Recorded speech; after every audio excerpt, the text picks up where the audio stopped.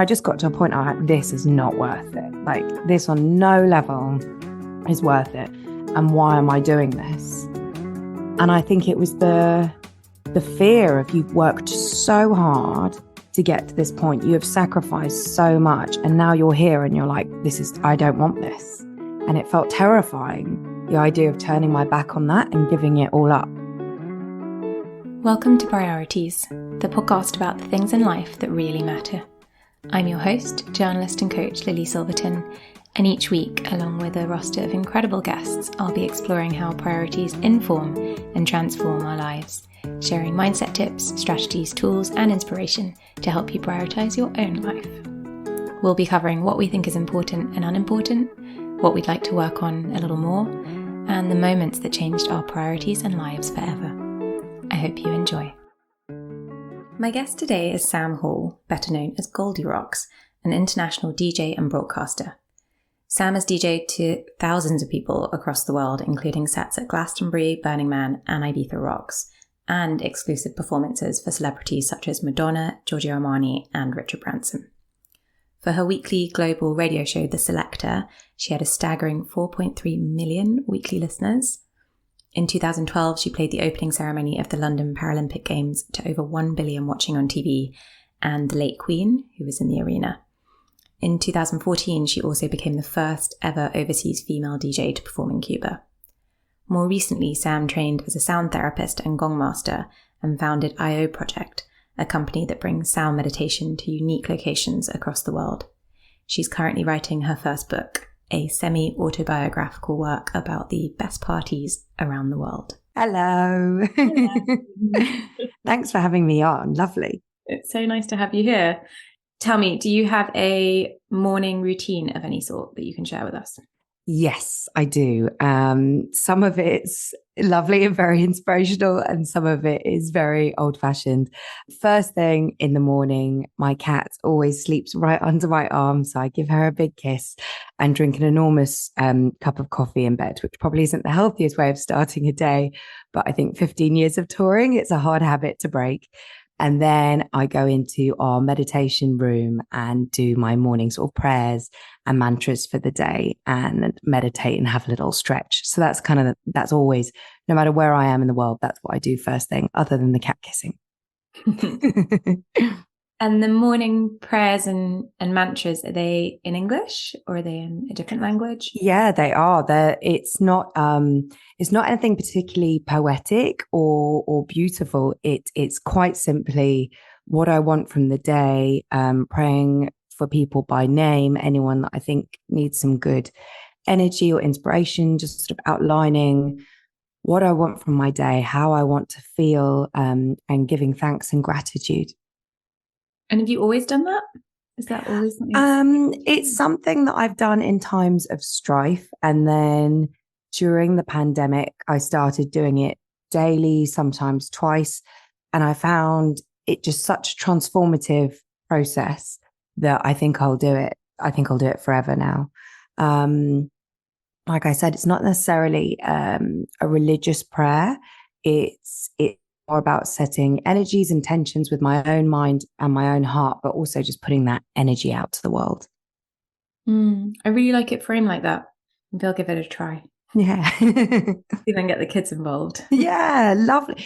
I think it would be a wonderful thing to do with children, like just about getting your mind clear. You know, when you were at school, you would do sort of morning assembly, and why do we not all start life like that as humans? It's exactly the same thing. You just need to get yourself all in order. And then I think your day just sort of flows a lot more calmly and a lot more with intention, rather than immediately, as soon as you wake up, to starting to reacting to other things. I think that's really, really important. 100%. If you can just get a bit of a grip, I guess, over that initial. Yeah, a grip's a really good way of putting it. Yeah. Things can flow from there.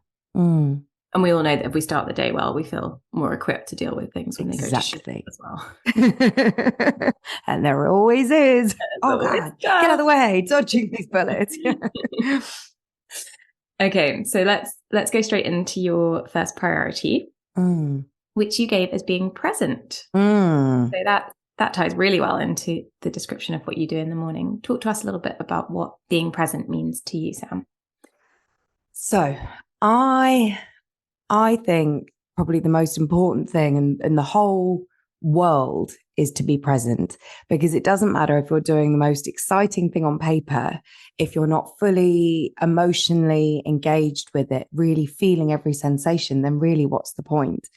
And, you know, I say this as someone that over the course of sort of 15 years, I toured around the world, and it was always so busy and rushed and hectic and exhausting. And on paper, some of the things I was doing was so exciting and brilliant, and they were bucket list moments.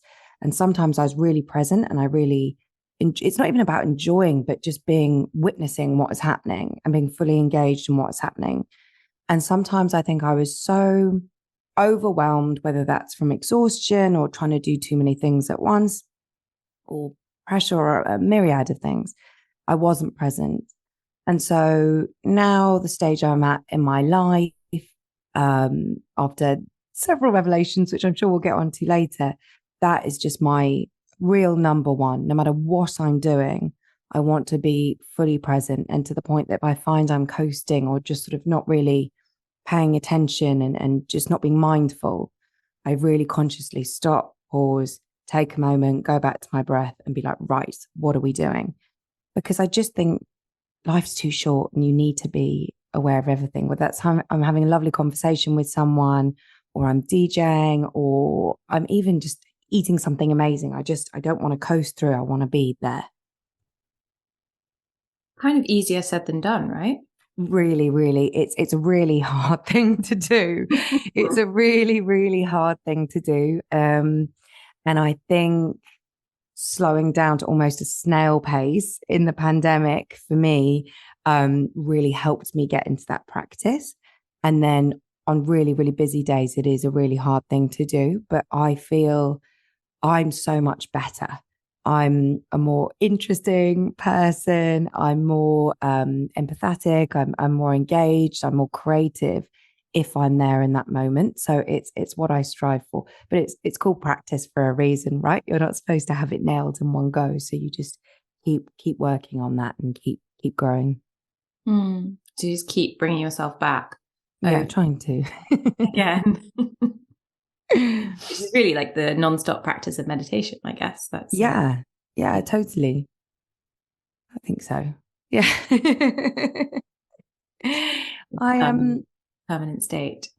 Yeah, I think I just think it's such a waste. I think we spend so much of our lives rushing around, and especially those little computers in our hand, constantly having them, and they're such a distraction from the present moment. Like even last night, you know, my husband's in New York for work at the moment, so it's just me and the cats in the house. And I came home from a lovely dinner with my friend where I'd really been engaged, I'd really been present. And I was like, oh, I'll wind down for bed and have a nice early night. And before I knew it, I'm like, oh my God, I've been mindlessly scrolling and going in this horrible internet zone for 2 hours. And it was almost 2 in the morning. And I'm just like, I was so cross with myself. And I was just like, what an absolute waste. So I do, where possible, just try and keep the phone away, because I have no power over that addiction. So it's best just not to even entertain it at all. Just try and keep it firmly away as often as possible, and just set my sights on one task, really focus, do it from start to finish it, and move on to the next thing. But it's the busier we are, the more we want to multitask, and it can be challenging. And in this modern world, I mean, our phones of course are a big contributor, but just full stop, it's like everything is about going faster and maximizing your time or your effort or whatever it is. It's at odds really with slowing down and being present. So what helps you be present? That's interesting. I think there's where I live now, it's a little village just outside London, and we're surrounded by nature. So there's river on one side and there's a field with horses in the other. And I think for me, even when I lived in the city, just going back to nature and really soaking in what's happening in that moment has always been a very grounding experience for me, even if that's just looking out the window. But it's just like noting the colors, noting if there's wind, noting the lights here, noting the animals, just what's happening, going back to something outside of yourself rather than just getting wrapped up in those cogs in your brain where it just always speeds up for me. I've got a history of sort of anxiety and overthinking and sometimes quite obsessive thoughts. And so just going back and removing yourself from the sort of monkey brain and being an observer of your thoughts and an observer of the situation, I find that really helps slow things down and then just not get wrapped up in the spiral. Yeah, definitely spending time in nature is a good way to remind ourselves to slow down. But that can even be if you're in the city, just looking out and seeing a tree or looking at the pigeons. It doesn't have to be these sort of beautiful waterfalls and something out of a Bronte novel. It can be really, really simple.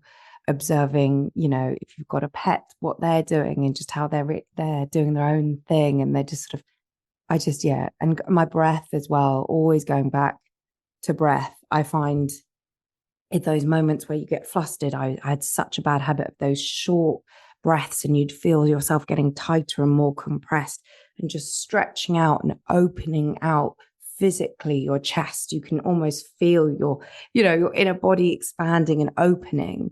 Obviously, you're a yogi, like the power of yoga is incredible, but even just the basic simples of dancer stretches, just being present in your body, feet firm on the floor, going back to that breath.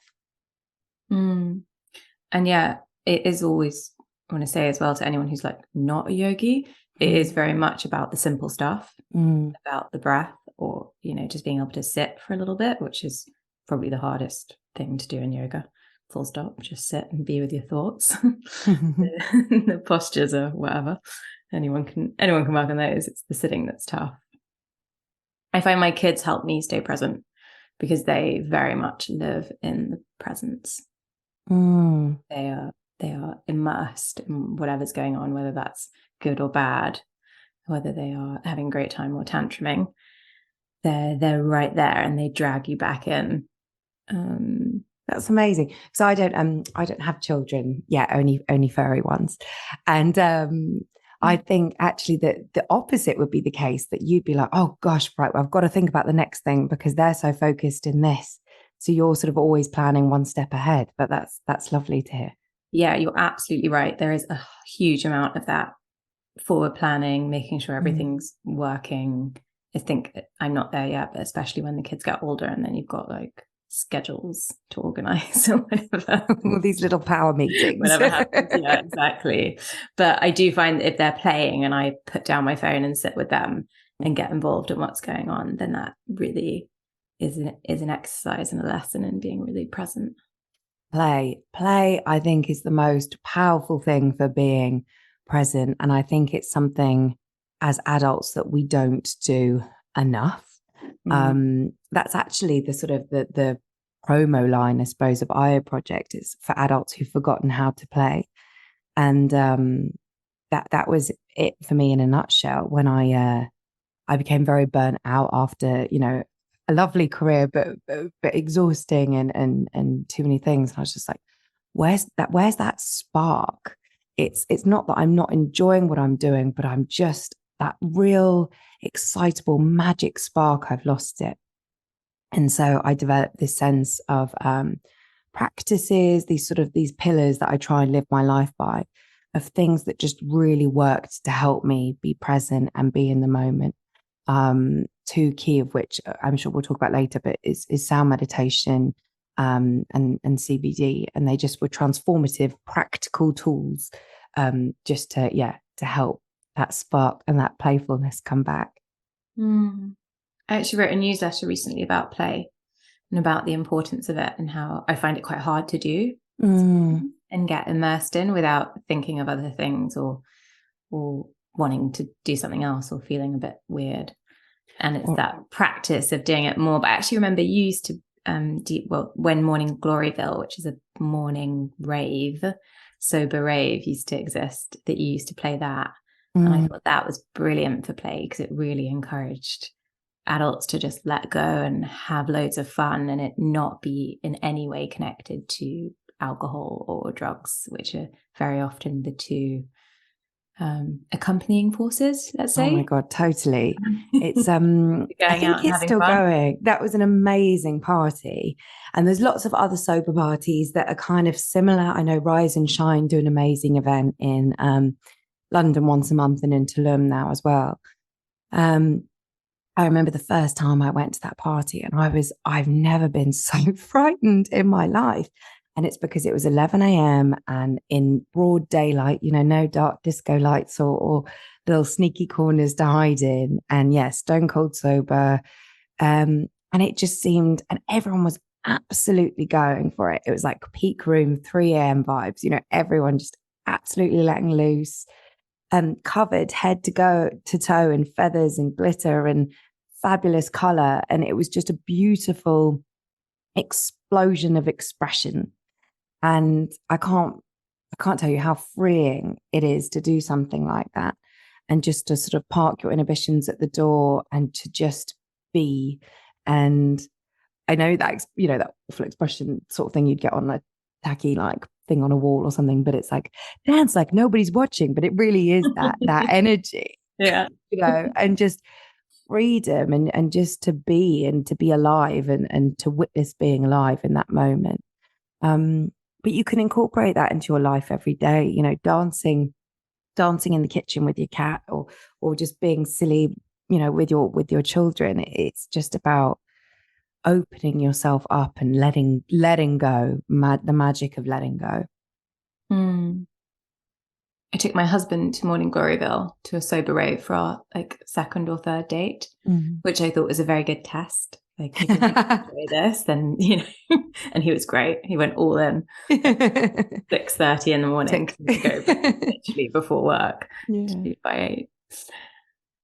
So you talked a moment ago about burning out and creating IO Project. So for you then, really your priorities completely shifted. So you went from revolving your life around touring and sort of very late nights and your DJing, to moving into a slightly different space. You can talk a little bit more about why that happened, how it happened.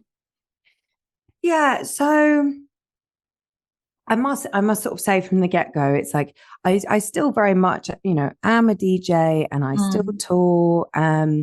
I just, and I love it. It's a brilliant job, and it's such a joy. And there is nothing like it in the world, that relationship between performer and audience, and just that connection, and it's electric.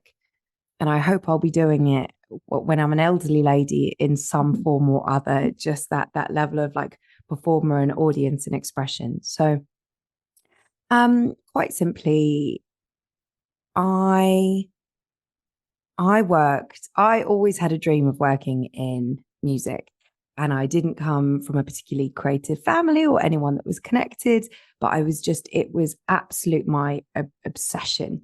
And I was so hungry. I cannot express how hungry I was for it. And it was my every thought, or my every sort of, it consumed me, this ambition just to have made it. And I started doing music journalism when I was about 15. And I lied on my CV and said I was older than it was. So I got guest lists to all these gigs and would review them. And the classic just worked my way up. And by the time I was 18, I was an assistant for John Peel. And then I moved up to London and went to art school, and very soon after started Goldirocks. And it really was a whirlwind. Still, when I was at uni, I was, touring internationally, and I had an agent. And really, I think, the truth of it be told, I was probably too young for it to happen as quickly as it did. And I got some incredible opportunities, but I don't really feel I was sort of quite emotionally equipped or mature enough to handle all of them.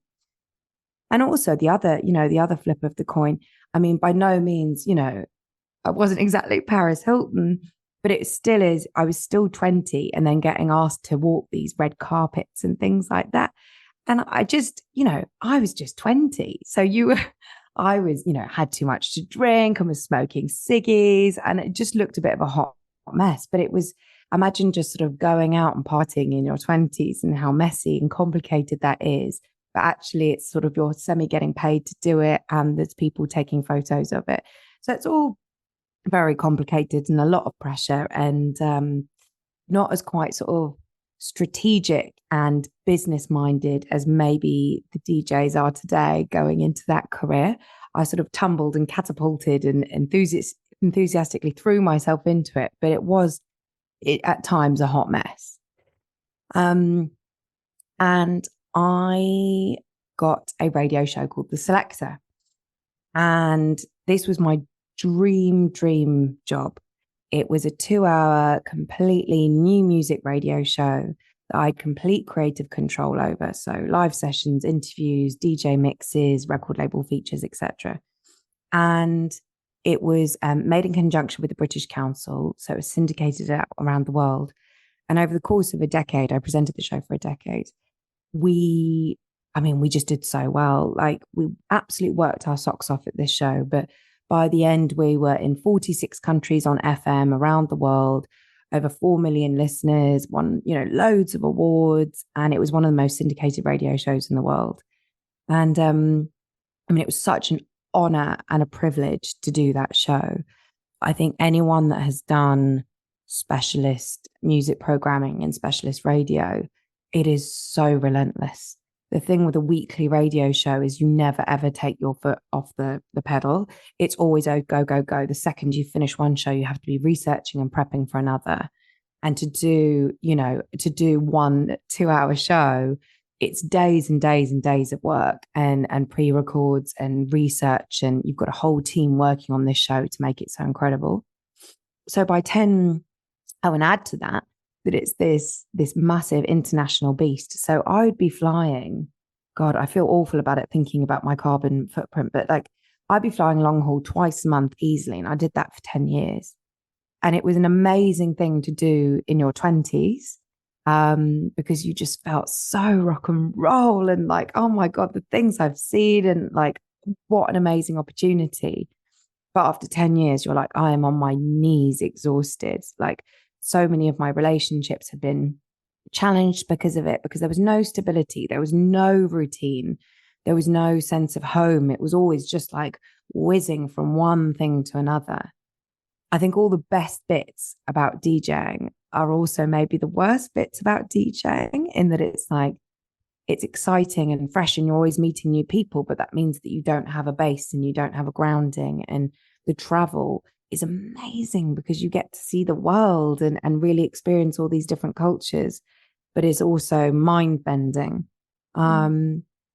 So I've completely gone a roll now and I forgot what you originally asked me. I'm like, this is my life. I asked how roll the you credits. You're a great broadcaster. That's the thing. I asked how you got to that point of burnout. Oh yeah, well there we go. And and then my husband Ian and I, we got together, and he's like no one that I've ever dated before. I normally dated musicians or DJs or other people kind of similar worlds and similar routines. And Ian, he works in sustainability and impact, but essentially it's an office job. He has a clear routine and a clear pattern and a way of doing things. And so I think actually just how maybe dysfunctional like my routine and my life became really apparent and stark when we started going out. And also so much that I was missing. I was like, it's okay. This is what you have to sacrifice to have my career. And but actually after doing that for so long, missing weddings, missing birthdays, don't even ask me for a Sunday roast. Like, ha ha ha, why would you even ask? Obviously, I'm not going to be available. But actually, it becomes very lonely after 15 years of that. And I realized how much joy there was in those gorgeous, simple, lovely things, like sharing roast potatoes on a Sunday. Heaven, like going to the cinema on a Saturday night. Oh my God, how lovely. And these things, because I just didn't have them ever, they just bring me so much joy now. In that some people probably think bits of my life are a bit boring and why would she give up all that excitement for this? But I can't tell you how much joy it brings me, just like a cinema date and a glass of red wine on a Saturday. It feels quite exotic and different and out there. Um, but yeah, I was by the end of it, I was a burnt out mess. I really, really was. You know, physically I wasn't fit and definitely drinking too much. Anxiety was rife. And I just sort of felt lots of my relationships had slipped and I was just exhausted. I think the real key is the year I started doing, as well as all the Selector and everything else I was doing, I started doing a Friday night dance show for Capital FM. It was a big deal, you know, after Radio 1, it was the biggest dance show on a Friday night, national, across the UK. But the slot would be like 2 a.m. to 7 a.m. So doing that in itself is like, oh God, like anyone that's done a night shift will appreciate how grueling it is and how you really feel like you're this ghost in society because you're just not on the same wavelength as anyone. It's one thing DJing and having a late night, but then actually going to bed at 8 a.m, it's a real mind warper. But I would, because I got most of my income from DJing, I'd be doing a Friday night gig, then going to the radio. And the only way I physically could get to my gig on the Saturday would not be go to bed, but just go straight through, get a couple of hours sleep on the Saturday afternoon, do the gig Saturday. And I mean, on a weekly basis, I was often going 27 hours, no sleep. And it's just like going on a bender every night. And by this time, you know, I wasn't really drinking that much to doing it because I physically couldn't, but it was just so bad for you. And I just got to a point where this is not worth it. Like this on no level is worth it. And why am I doing this? And I think it was the fear of you've worked so hard to get to this point. You have sacrificed so much. And now you're here and you're like, I don't want this. And it felt terrifying, the idea of turning my back on that and giving it all up. But I did. And you're better for it. Yeah, I think so. I hope so. Still figuring that out.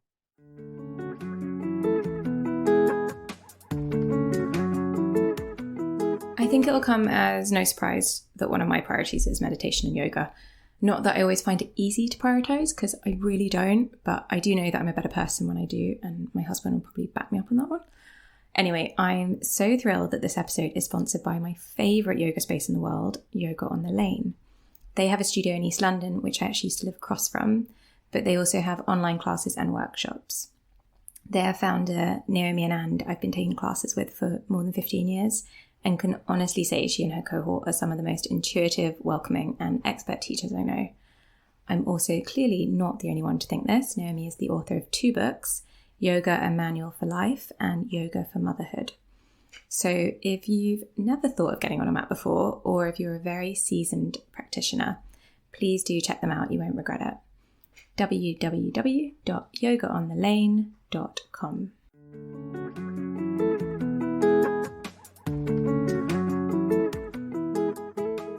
How did it feel to, I guess, change your identity?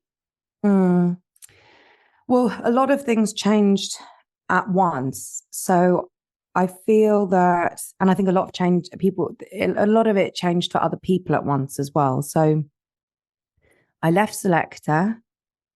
A month later, we left London, which had been my home for, 15 plus years, and moved to, which is, it's still within the M25, but I was like, oh my goodness, we've moved to the wilderness. Like, what is this? Like, there's horses here. Oh my God. Like, it felt really, really rural. There's no tube line. It really kind of felt that we'd gone out there. And it was a lot to process in one go, but it was a renovation project. So I just threw myself into that, doing something completely different, busy, not letting myself be present with the actual changes, but just, getting on. And then a couple of months later, it was lockdown. So then I really was given the time to actually digest and process what the hell was going on, but the whole world did as well. And I think it quite interesting. Obviously, my industry was essentially decimated, and so many of my community felt so utterly lost. And it's not just about losing your income, it's about losing your sense of community and the people, not necessarily best mates, but people that you see every week doing one thing or the other. But it's also about identity and a sense of purpose. And that was a hard pill to swallow. Like, I found the pandemic really, really, really hard. And it was just, well, this is always who I've been. So if this isn't me, who am I? What am I? What have I done with my life for the last 15 years? And at points as well, I think lots of us queried, I'm like, is it ever going to come back? Our live events, is theatre, is music festivals, is that ever going to come back? Or are we always going to have this sort of odd, socially distanced, weird mask wearing situation? And if it's not COVID, is it going to be another disease? And it really made you question everything. But I think through that process, which was a very painful and very anxiety making process, I was then just so full of gratitude and awareness and thankfulness actually for the scale of what I did achieve and what I experienced. And I think when you're in it, you're so like just trying to function, be in it and do the best job you can. You don't actually realize how bonkers it is or how far you've come to get to that point. And, some of the things I did, were really dangerous. Like, some of them were really, really dangerous, and some of them were absolutely wild, and some of them are just amazing. And I'm so proud of myself. But I think in the moment you were like, oh yeah, it's another gig, and it's, it's another experience. And so now I feel, after this couple of years of the pandemic and live events slowly coming back, and now back to where we are, I'm coming at this next stage of my career at a more calm and centered and present space. That brings us on really well to your second priority, which was balance. Yeah.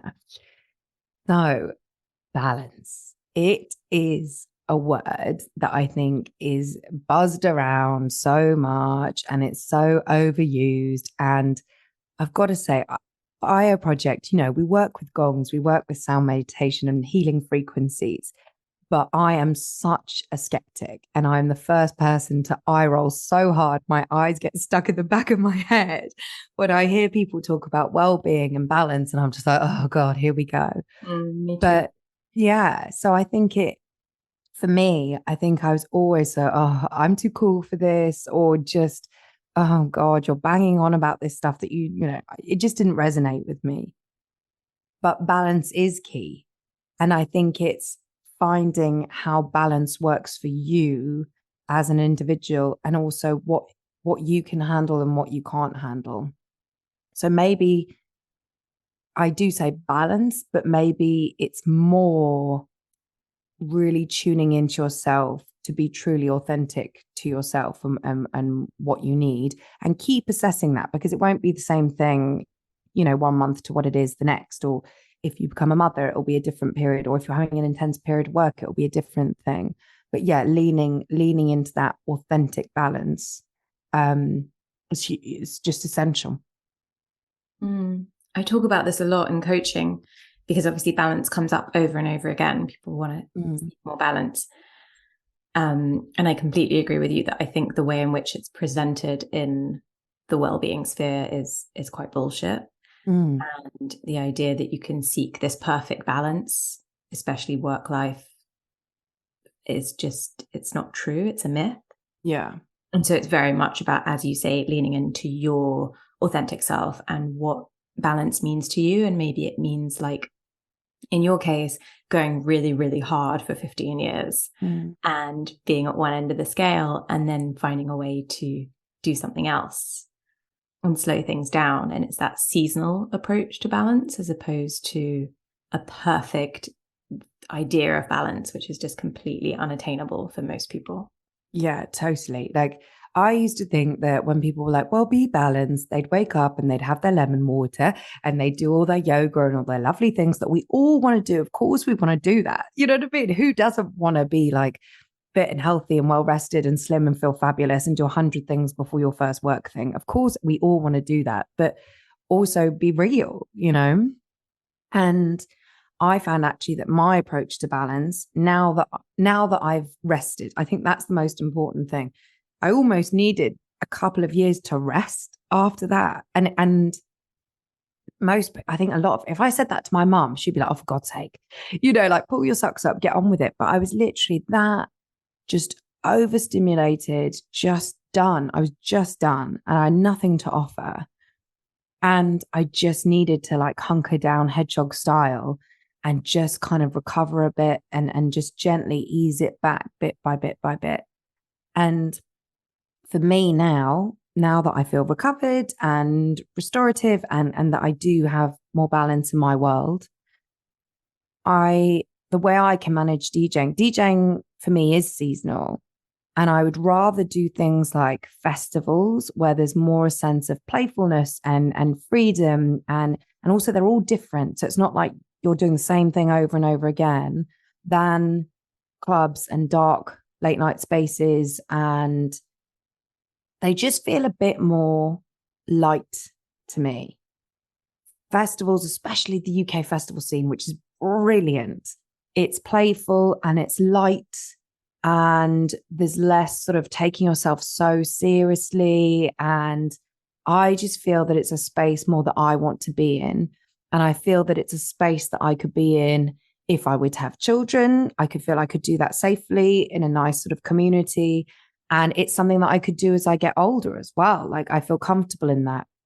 Nightclubs and raves and that kind of mood, I still very much enjoy that. But the idea of being in a nightclub every Friday night till 4 a.m. in the city literally makes me feel like a bit icky inside. And I don't want that to be one of the biggest influences in my world. I want something else. So I work really hard in the summer still, to the point that I think a lot of people would see the schedule on paper and be like, oh my God, you're going to get burnt out. It is full on because that's how you make your money. But it's, you're one place, go, go, go, go.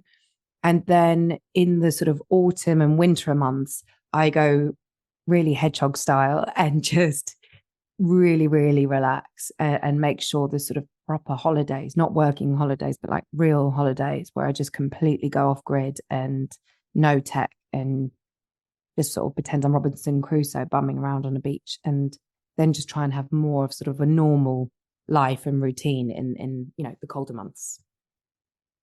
Do you find you're good at putting up boundaries? It is something that I've been working on a lot. And what boundaries mean to you. And I think the sort of generation just below us are getting really, really good at this and just being really clear and really distinct about stuff and not feeling guilty. I think the thing with me putting up boundaries, I've done a lot of work and a lot of therapy and like healing practices and processes in the last couple of years, about being able to clearly, it's almost just, as she says, it's about expression, not being able to express herself, but it's about vocalizing clearly your boundary. Because I think a lot of us, if we really listen to ourselves and really trust our intuition, which is just, it's just a practice. Again, everyone's got that ability in themselves. It's just listening to yourself, but then actually being able to vocalize that is another thing. And vocalize it in a calm, considered and simple way, I've got a terrible habit of, if I feel anxious about something, over explaining myself. And it's probably some kind of childhood trauma in a box there. But it's like, yeah, just rather than just being clear and concise and then leaving it. And actually, I think in my experience, when you put a really clear boundary in place and just express yourself, people do respect it, unless they're absolute assholes. And then you're like, right, cool. Well, I'm not going to be dealing with you, you know. But it's having the confidence and the discipline to express that boundary and then parking it, rather than feeling guilty that you put up a boundary or that you weren't more accommodating. And boundaries for me are things like, when you've got me, when I'm doing something, whether that be a work project or something personal, I try and be 100% in the moment. I'm with you. Here I am. We're doing this. And I really give everything, all the ability and my focus I have in that moment. Obviously, there's sometimes stuff going on and it's distracting, but I really do try my best. I'm a trier. You can't say I'm not a trier. But then when I've got my time off, you need to respect that. And I think my agents are very good about that. It's kind of like, if I'm having, time out with my husband and it's holiday or something, don't contact me. And, it really bothers me when people step over those boundaries, but most of the time they do respect that. Mm. And the more that you do it, the more it becomes commonplace as well. Yeah, I think the more you do it, it becomes more of a habit for you, and also what other people will expect. Yeah, I think if you always reply to emails immediately, people will then expect you to always reply to emails immediately. But if you don't reply to them, people will not expect you to do that. Yeah, and totally. So giving yourself a little bit more space. And I also think the terrible thing about phones now, I mean, bloody WhatsApp, oh my God, that I think, because as well, the work that I'm involved in, it's fun, it's exciting, it's nightlife, it's buzzy, it's music, it's about connection and communication. And often the hours you are working are sort of odd hours. So people feel that they can do business on a time zone that suits them. But I think there still needs to be some level of formality and sort of just basic healthy HR procedures. Like, I remember, it was Saturday night and it was about 9 o'clock, and just getting a torrent of WhatsApp pings on my phone. And it was someone trying to book a load of events and talk about money. And I just, replied being like, this is really inappropriate. Can you pop it in an email? And it got them cross.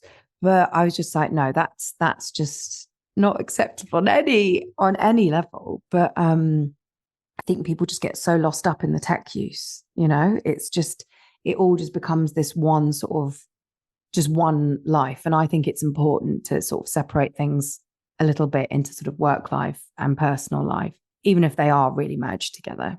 It's that immediacy thing as well, right?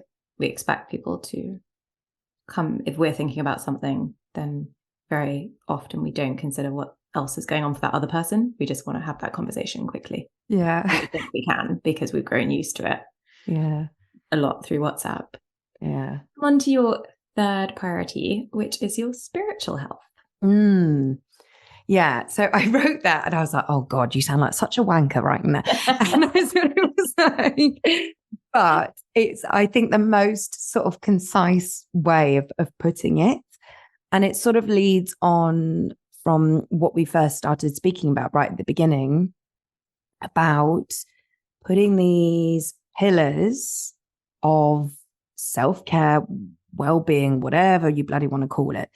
I hate the term well-being. I hate it so much. I don't think it should just be living. Yeah. Well-being, it should just be like life. Yeah. But putting in these quite sort of concrete pillars or structures, almost like a day at school, that it's like, okay, you're doing this and you're doing that. And even if your day is quite chaotic and you're whizzing from one thing or another, or there's sort of things that feel a little bit dysfunctional or scary or dark or whatever, as nightlife world can sometimes be, you've got these really healthy, calm, timeless practices that I think just make me feel connected to the world and the universe and God and my place in it. I am praying one of them, meditation being essential. I meditate every single day, but it's not a nice tidy. It's sometimes mostly in the morning, but not always. It's when, I can fit it in. And I just think spiritual health is really important to me, and feeling connected to something bigger than me and bigger than my ego is really important to me. Do you feel very connected to that first of all, do you feel connected to that sometimes when you DJ? And also, do you feel connected through the work you do with the IO project? So the sound meditations. Yeah, absolutely. I mean, people ask me that a lot. They always say, what's your favorite thing about performing and music? And it's always the connection with that bigger power and the audience. But it's more that energy between you as performer and the audience, that you're sharing this energy and this intention and this spiritual experience that's bigger than all of us. You got the faithless God as a DJ, right? But it's not the DJ, it's the God. Yeah. It's the electric, euphoric experience that we're all sharing. That is the godly energy. God, no. Yes, darling, I am God. No, it's about that. Just how amazing. And do you know what? Actually, I think a lot, although they're obviously completely different experiences, DJing in front of a couple of thousand people or whatever, and doing a beautiful like sound meditation gong ceremony in front of, say, I don't know, 30 people. But actually it's exactly the same thing, and the intention is exactly the same thing, and it's helping people let go. And that's it, like helping people let go and just be, roll that shoulders, be free and present, and that connection and expansion. It's exactly the same. It's exactly the same thing. Oh, you made me just really want to like go dancing. Yeah. One of your events, or like gave me that real like physical. God, yeah, I want to let go. I need to let go. So good for you. It's so good for you. Like, and it's how we're meant to be. It's how humans, as species, are meant to be. We're not meant to be like this. I realize this is a podcast and I'm physically doing things, but we're not meant to be these little hunched balls of stress and anxiety and functionality. We're not computers. We're living entities, and we're supposed to move and dance and connect and just be on a level with people. And I think, society just absolutely wants to bash us over the head with not living like that.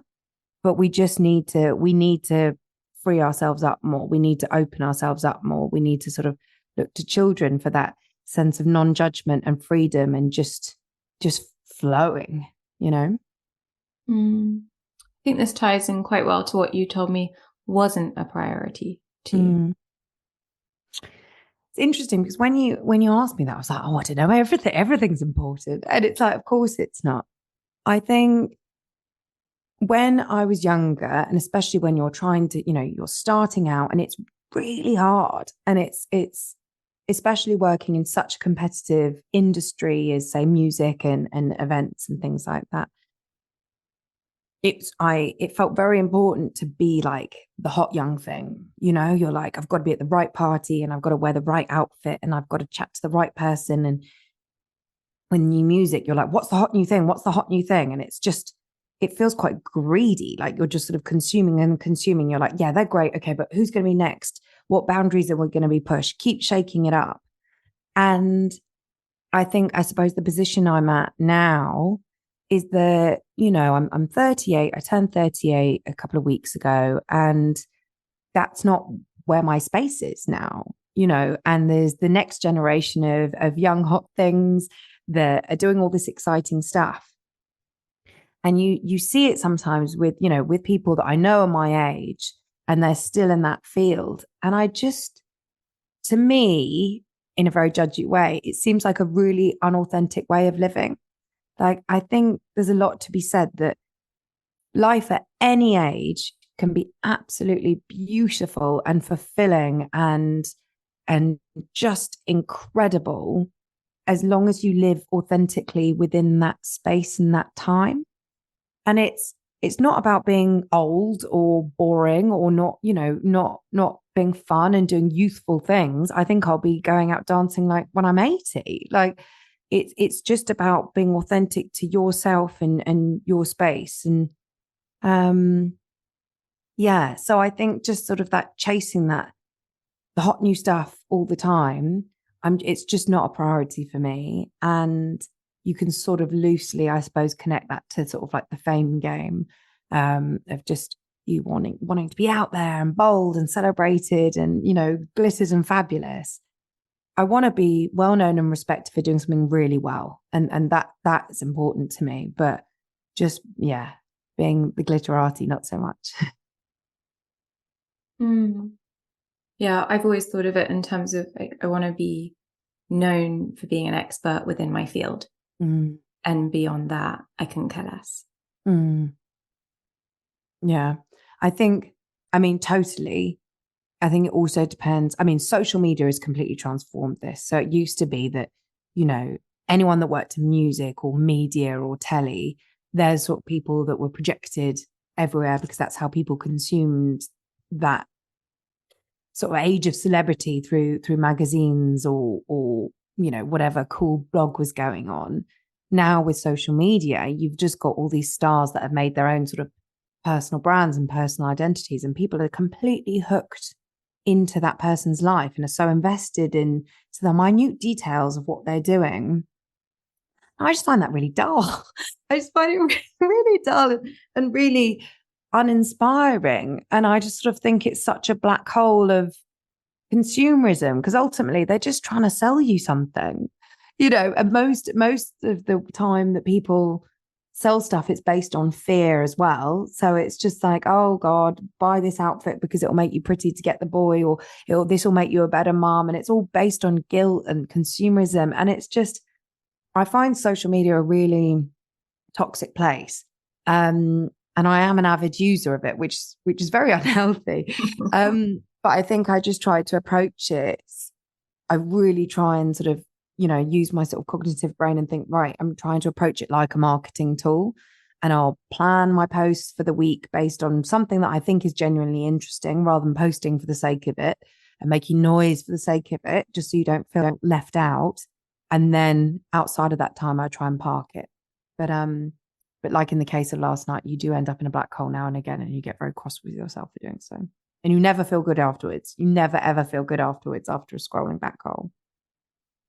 I think it's shifting. I think people are shifting away from it a little bit. Yeah. I do as well. Younger generations, right? They couldn't care less. Well, I don't know, because of TikTok and stuff. Like, I don't know. And that's more time. And the fact of sort of things like stories and TikTok and even the reels and Instagram now, it's just like, well, let's just, not even a simple photo is enough now. Not even one line. It's all like, it just has to be this constant noise. I don't know about the younger generations. I feel that it's kind of the opposite, but I think maybe, like, I didn't grow up with social media. I had my first MySpace page when I was 19, 20. It didn't sort of get a Facebook till, I don't know, 25. So it's not something that's just been there as part of my identity since I was little and I grew up. And I think that's a really different way of viewing the world. How do you feel about social media and your children? I think that's something that it just terrifies me, the idea of growing up and all, when you're really little, when you're 12, when you're 16, and that just being part of life. Yeah, absolutely terrifies me. The idea of, if it exists in the format that it is now, the idea that they would use it in those ways kind of depresses me as well. I think it's like what you were saying, like it's so much repetition. There's like scope there for interesting stuff and creativity, but then a lot of it is just bland and the same, and you're seeing the same people try and sell the same stuff over and over again. And obviously being a teenager is so fucking hard as it is. Exactly. The idea of incorporating, especially in terms of like identity and preferences and peers and choices and all of that shit. The idea of also having social media, really scares me. But then a lot of my friends who have children who are a little bit older, many of them don't use it. That gives me hope. Yeah. Hang on. I want to end today's conversation by asking you what your most memorable party or gig God. ever was. So let me think about this. Okay, so there's I'll put in 3, but I'll talk really quickly because I'm aware we've over talked, and there was so much I could have talked to you all day. So the most sort of impressive party was the opening ceremony of the Paralympic Games when I DJ'd, just because I am confident I'll never do something like that ever again. 85,000 people, the Queen was there, like it just, you feel like Beyonce, like it's just so mind-boggling. The roar of the audience physically makes your hair blow back, and it was just the most powerful, prestigious event, and I just felt so bloody lucky to be there, and I was so terrified of buggering it up, and it was just amazing. My dressing room was next to Stephen Hawking. It was just incredible. So that was kind of like the most gilded, like overwhelming thing. The most I think kind of bonkers party I ever went to was I was the first culture correspondent to go to Libya after the fall of Gaddafi. And I had to have bomb training before I went. And it was a really serious thing. And again, I think it was that time of my life where I was just like, on to the next thing. But I didn't soak in how crazy it was that I was doing this until I was kind of there. And we did a radio broadcast, but there had to be soldiers outside with like machine guns in case, because I was a kidnap threat. And we were driving around in this, bulletproof car, and it was just bonkers. And we did this tiny secret party for the Youth Forum of Tripoli, who were just these brilliant young people that were just so desperate just to be young people. They wanted to have parties, and they wanted to do radio stations, and they wanted to do like youth theatre programs, and none of this had been allowed. It was just the most sort of repressed society for years and years and years because of Gaddafi. And DJing for them, and I was dressed incredibly conservatively, hair covered, just to keep the status quo. But it was just the joy in these teenagers' faces. Like it was just lovely. It felt on level of like doing a kids' party, but it was just so freeing and beautiful. And what we were talking about, that sense of playfulness and just lighting people up and helping people let go and just dance it all off. That was, I think, one of the most rewarding things I've done. And then as far as like my favorite party ever, it would be Burning Man. And that's where my husband and I got together. And it was just the most mind blowing experience. And you just feel so connected to the universe and cosmos because it's just so raw. You're in the desert, and there's this sort of Mad Max art cars everywhere, and it's hot and it's sweaty and it's like itchy, and but it's just, everyone is just so there and present. And I think that's probably the moment that I felt sort of most alive ever. So yeah, you got me wanting to do lots of things now. Thank you for sharing those, bringing a bit of joy into this pretty grey November day. And thanks for talking to me, Sam. Oh, really lovely. Wonderful. Pleasure. Take care. If you enjoyed this episode of Priorities, I'd really appreciate it if you could make it your priority today to hit subscribe and also rate and review, as this helps other people find it. Thank you so much for listening. Take care.